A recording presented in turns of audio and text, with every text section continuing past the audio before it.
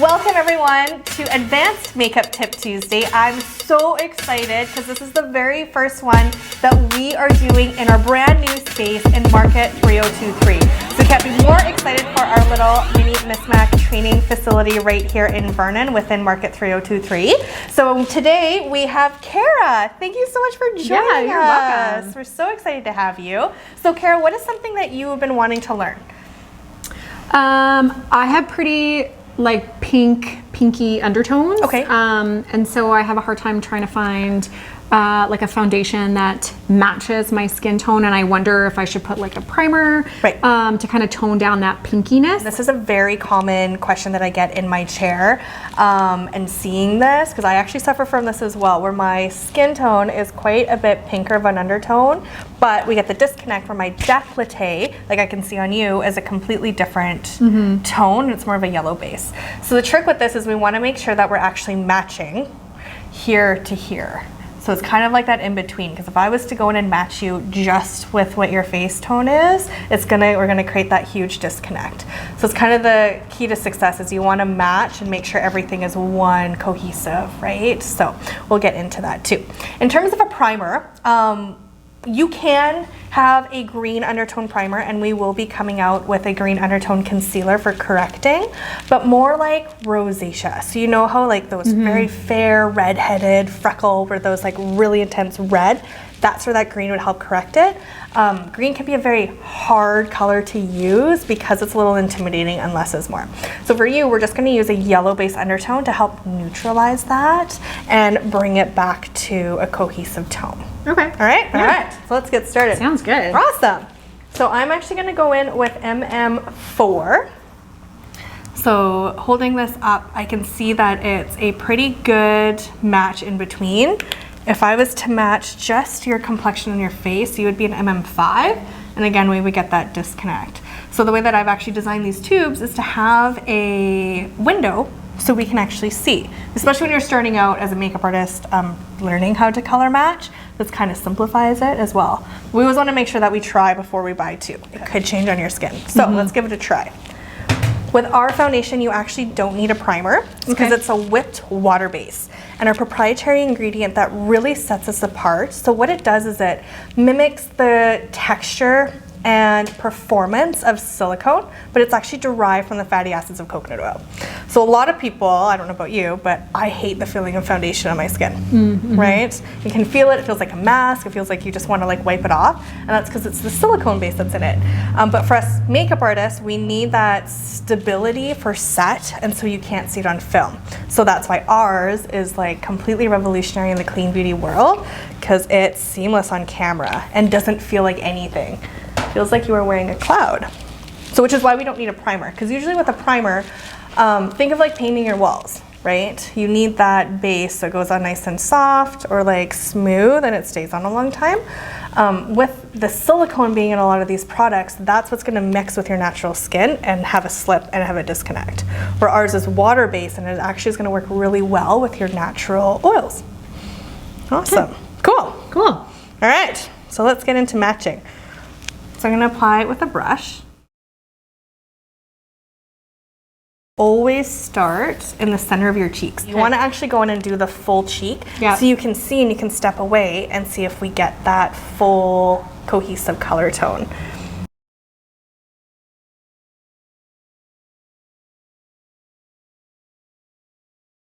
Yeah, so you can see how it's just nicely neutralized that pinkness. And I have brought it all the way down in your neck. I do see a slight, just a little bit, like maybe I'm just really picky, but I do see just a little bit of a slight disconnect. So I'm gonna go in just with the lighter shade to see if that would help balance it out even more. I know I'm not gonna go in with a darker shade because that would just not be okay. That would just But be you wrong. can even see like how much like the pink on the side is like way, neutralized. Yeah, totally. Yeah. And as I've gotten older, like I've got some like melasma or like the like really pigmentation. like dark spots, Yeah. which I'm really self-conscious of. Right.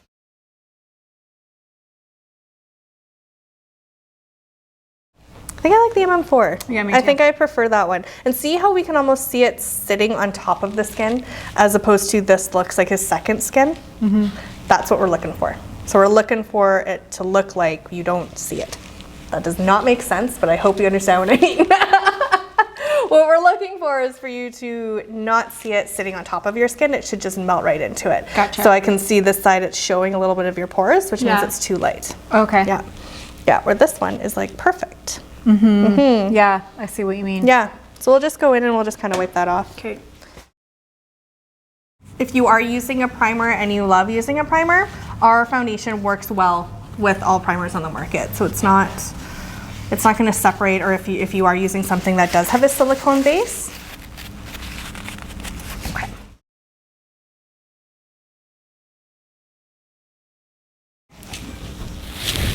So now I am going to go in and use this as a concealer underneath your eye. So I'm going to take a little bit more. So the same Product. Nice. Yep. But with a smaller brush. So foundation is best to apply with a kabuki foundation brush, not like those traditional flat ones that looks like a paintbrush. Did you make up that name?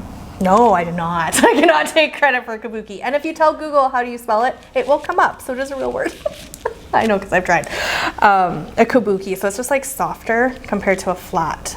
And this allows you to really buff your foundation in, so it looks like a second skin, not just sitting on top. Right, gotcha. So now we're gonna go and we're gonna build it up. So do you feel how I'm stippling it as opposed to like smudging it? Yeah. So stippling is key when you're wanting to cover something, because this will actually dispense the coverage, and then you can use your finger too.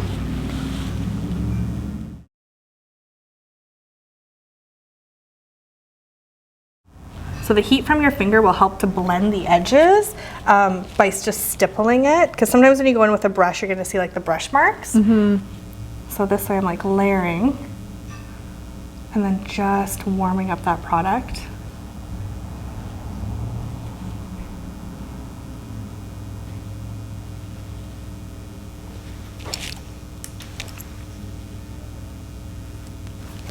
All right, let's get it going. A little bit more there. And then set. Oh yeah, that looks Yeah, better. hey? Yeah, totally. And then we got to make sure that we go in and we set this, because if we don't set it with the powder after, it's going to smear right off, right? There we go. So that's how you would kind of cover something up. But notice how we're still just using the one product. I'm gonna have to buy some foundation. Right? It's amazing. It's seriously amazing. It's good because like I'm at home. Perfect. That's perfect time to come in. Perfect. So we go in and we'll just do like a night mascara. So this is perfectly normal. I do want to make sure you get this on camera. Our mascara, because it's a clean form, and once you start pumping air into it after about 2 weeks, it does expand. So your brush, this is perfectly normal. It's going to come out clumpy. All you have to do is scrape it back into the tube, or you use that extra as your gel liner with a brush. But it is perfectly normal for it to come out clumpy like that. You just scrape it back in and it'll go back to normal. Your gel liner? Yeah, you can use it as a gel liner. So you just take a brush. It's pretty awesome. Oh, like eyeliner. Eyeliner, yeah. Sorry. Oh. I was like not. I was like, I don't get it. I don't get what the liner is. Like you to like down at your knees.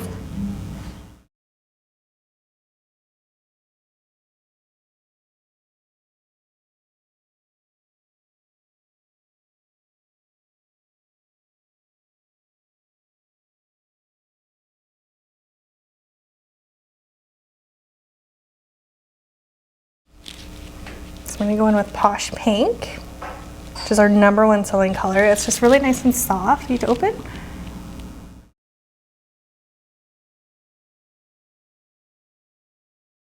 So why would you pick that color? Because it's nice and neutral. Okay. And with your lips being like having that undertone, I know if I was to put Sassy J on it, you're gonna pull orange. Yeah. Right? So this is gonna kind of keep them nice and neutral. It's a really easy color that everyone can wear. Such a great go-to color. You can use it as a balm. You can use it if your eyes are really fancy or really soft. It kind of plays up and plays down depending on what you're wearing. Just a really soft, easy color that everyone can wear. Yeah. Yeah. Yeah. I like it.